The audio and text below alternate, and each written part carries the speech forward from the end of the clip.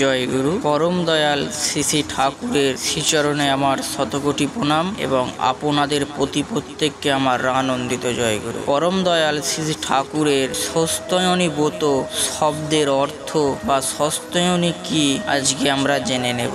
সুস্তি অয়নী সমান সস্তয়নী, এই তিনটি শব্দের সংযোগে সস্তয়নী শব্দটি নিপুণ্য হয়েছে। সু মানে সুস্থ বা সুন্দর ভাব, অস্তি মানে সত্তা এবং অয়ন মানে পথ, আর অয়নী মানে যা পথে নিয়ে যায়, অর্থাৎ সুস্থভাবে স্বস্তিতে থাকবার পথে যা নিয়ে যায় তাই সস্তয়নী। সস্তয়নী ব্রত মানে সেই ব্রত যা মানুষকে সুস্থ ও সুন্দরভাবে বাঁচিয়ে রাখে এবং বেড়ে ওঠবার পথে নিয়ে যায়। জয় গুরু। পরম পিতার রাতুল চরণের প্রতি প্রত্যেকের মঙ্গল প্রার্থনা জানাই। আপনারা সকলে ভালো থাকবেন, সুস্থ থাকবেন। জয় গুরু। বন্দে পুরুষোত্তমম।